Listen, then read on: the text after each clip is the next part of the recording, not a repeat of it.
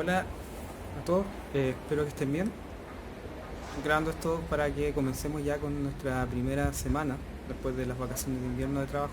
Estoy desde el patio de mi casa, al igual que ustedes. He tratado de salir lo menos posible, pero eso no significa que dejemos de estar trabajando. Así que en el video que van a ver a continuación están las instrucciones para esta semana que se nos viene. En la sesión de esta semana de Educación Ciudadana partiremos viendo los siguientes conceptos: ¿qué es la ciudadanía? La democracia en la época de Pericles en Atenas, una pequeña diferenciación entre ética y moral, y vamos a ver finalmente las instrucciones de la guía. El trabajo de esta materia va a estar dividido en dos guías, una que se va a trabajar durante esta primera semana, que es del 4 al 8 de mayo, y la semana siguiente vamos a ir viendo la segunda parte. Vamos a partir viendo qué es la ciudadanía de acuerdo a lo que nos dice la ley actualmente en Chile. De acuerdo a la Constitución Política de la República, este cuerpo legal garantiza los derechos e impone deberes a todos los habitantes del país, no importa la nacionalidad de ellos. Si un extranjero llega a Chile, no puede desconocer las leyes, no puede desconocer los derechos y no puede desconocer los deberes que están instaurados en la Constitución. También a nivel internacional existen órganos que resguardan estos derechos y estos deberes, como por ejemplo la Organización de las Naciones Unidas. También están los tratados vigentes que nuestro país ha firmado que protegen los derechos humanos. Un elemento de suma importancia en todo esto es la nacionalidad. Vamos a ir viendo los requisitos para ser ciudadano y en qué consiste la ciudadanía en pocas palabras. ¿Cómo es posible poseer la nacionalidad chilena? Existen cuatro formas: Jus solis, que significa haber nacido en el territorio nacional; Jus sanguinis, que es el hijo de un chileno, de una pareja chilena, independiente si nacieron dentro del país o en otro lugar. Por ejemplo, si una pareja de chilenos está de vacaciones en Francia y su hijo nace en Francia, él es chileno. ¿Por qué? Porque sus padres son chilenos. También por carta de nacionalización, que esta la da el Congreso, y por gracia de la ley, que es también por una ley que se crea especial en el Congreso, una ley de nacionalización. ¿Qué se requiere para ser considerado ciudadano en nuestro país actualmente? En primer lugar, contar con la nacionalidad chilena, ser mayor de edad y no haber sido condenado a una pena aflictiva, es decir, con una duración de presidio superior a los 3 años y un día. Eso es lo necesario para ser ciudadano. ¿Y qué derechos uno obtiene al momento de ser ciudadano? Nos permite sufragar, también optar a cargo de elección popular y todos los derechos que la Constitución nos garantiza, como el derecho a la educación, a un medio ambiente libre de contaminación, entre muchos otros. Vamos a partir a la base de todo esto. ¿De dónde surge esta idea de democracia? Para eso vamos a viajar casi 2500 años al pasado y vamos a ir a la Atenas de la época de Pericles. Él vivió en Atenas del año 495 a.C. al año 429 a.C. El esquema que ustedes están viendo acá a continuación es el ordenamiento que tenía la democracia en Atenas. Pero antes de partir con eso, vamos a hablar un poco de el personaje de Pericles. ¿Quién fue él? Fue un político y un orador. Esa es su principal característica, la segunda. Los discursos que Pericles daba en la época de la Atenas clásica llenaban los foros. Todos querían ir a escucharlos. Tenía una habilidad maravillosa para lograr comunicar su idea. Y eso es lo que logró que él instaurara un sistema bastante democrático en Atenas. Porque podría haber tenido las mejores ideas del mundo, pero si no las daba a conocer de buena forma y convenciendo a los demás, no las iba a lograr aplicar. ¿Ya? Eso es como resumen de introducción a lo que él fue Pericles. De hecho, la época que él estuvo gobernando fue una época tan próspera que se conoce como el siglo de Pericles en la historia de Grecia, que fue la época de mayor prosperidad democrática. Y también en el ámbito militar, Pericles fue un reconocido estratega. Él logró transformar lo que antes era la Liga de Delos o Confederación de Delos, lo transformó en un imperio, en el imperio ateniense. Ya empezó a expandirse por toda la zona del mar Egeo, por la zona del Ática.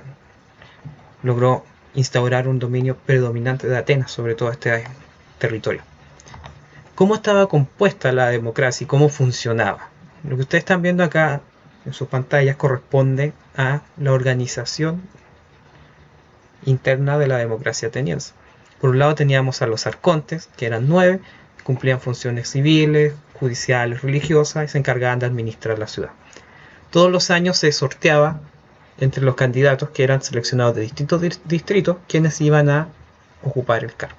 También estaban los estrategas, que se elegía uno por cada distrito y se hacían cargo de los asuntos militares y de defensa de la ciudad. También estaban los apodectas, que se encargaban de las finanzas públicas. También está el aerópago, que era un tribunal compuesto por ex arcontes, es decir, los que habían sido arcontes, una vez que terminaba su cargo, eran parte de este tribunal. También estaba la leya, que era un tribunal popular, donde había 600 jueces, que también se elegían por distrito. Si ustedes se dan cuenta en lo que hemos visto hasta ahora de esta organización, podemos ver que existe un elemento de participación popular que es bastante importante. Los cargos eran ocupados por personas de los 10 distritos que componían a la ciudad. Por lo tanto, eso daba una sensación de participación, y en realidad era una participación bastante alta de la sociedad. El día de hoy no sé si tendremos el mismo nivel de participación. Por ejemplo, si en cada uno de los barrios de nuestra ciudad existen personas que nos representen, que participen en el tema de la justicia, por ejemplo, o en funciones civiles distintas. Esto no se cumple de la misma forma que se cumplía en la democracia ateniense. Claramente también hay que hacer la diferencia de que Atenas en esta época no era una ciudad muy grande, no superaba los 20.000 habitantes. En cambio, el día de hoy, por ejemplo, un sistema como este sería imposible de aplicar en una ciudad grande como Santiago, que tiene más de 7 millones, o Concepción, que ronda el millón de habitantes. Esto sí se podía aplicar en una ciudad con una población reducida y con una organización que era bastante clara. Siguiendo con las instituciones, tenemos el bulé, que era un consejo que se elegía anualmente. Los miembros también se elegían por distrito, se encargaban de los proyectos de ley y los discutían en la iglesia. ¿Qué es la iglesia? Era una asamblea popular donde participaban todos los ciudadanos. Se presentaba una propuesta que surgía del bulé, de este consejo que creaba leyes, y se empezaba a discutir. Tenían que ver el tema legal los magistrados, también tenían que ver el tema de los estrategas, es decir, todos participaban dentro de las decisiones que se tomaban dentro de la iglesia. ¿Quiénes eran los ciudadanos? Eran los hombres adultos. ¿Cuáles son los elementos principales que podemos decir que nos ha legado esta democracia ateniense? El tema de que, por ejemplo, los cargos públicos se ocupaban de forma temporal. También durante la época de Pericles se va a establecer un sueldo para los funcionarios de estos cargos políticos y de estos cargos públicos, y de esa forma se empieza a democratizar el funcionamiento de ellos, porque antes de que se crearan estas leyes solamente podían ocupar cargos políticos o cargos públicos personas que tuviesen una gran fortuna, que tuviesen una acumulación de dinero bastante grande de tierra, porque mientras eran políticos o magistrados, por ejemplo, no tenían ingresos, no existía un pago de parte del Estado por cumplir esa función. Si yo era magistrado durante un año, significaba que era un año que no iba a tener ingresos. Por eso es que se va a empezar a crear esta forma de pago para poder democratizar la sociedad, y que, por ejemplo, alguien de una clase más baja pudiese ocupar un cargo de arconte, por ejemplo, de estratega, porque significaba que durante ese año esa persona, supongamos que era un artesano, ese artesano no se iba a poder dedicar a la artesanía, por lo tanto no iba a tener ese ingreso con el cual contaba para subsistir. Pero como él se iba a estar dedicando a una actividad pública, el gobierno, el Estado, le va a pagar para que se desempeñe durante ese año. Y de esa forma un artesano podía acceder a estos cargos de elección popular sin ver afectada su propia sobrevivencia. Siguiendo con las ideas que vamos a trabajar esta semana, vamos a ver la diferenciación entre lo que consideramos ética y lo que consideramos moral. Como ustedes pueden ver en la imagen que está acá, la moral tiene que ver con los valores, los ideales que nosotros tenemos de cómo debemos comportarnos, en la forma como nos debemos comportar, la forma que estima conveniente tanto la sociedad como nosotros mismos.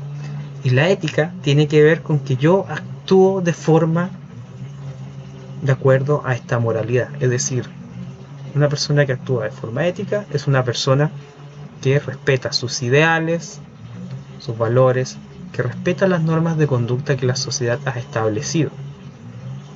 Y esto tiene que ser de forma constante. Es decir, alguien que actúa con ética es una persona que constantemente está cumpliendo los valores que la sociedad ha establecido.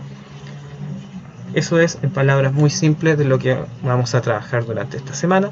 Si tienen alguna duda, pueden hacerla a través del Classroom, a través de correo electrónico. El material actualmente de todos los cursos se está subiendo en la plataforma que voy a dejar acá al lado, que es la de el DAEM. Ahí está, tienen que buscar su curso y van a encontrar toda la guía y el material.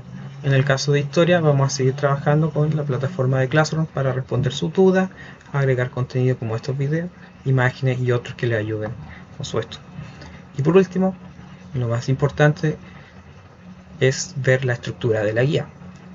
La guía que vamos a trabajar durante esta semana está compuesta principalmente de 3 partes.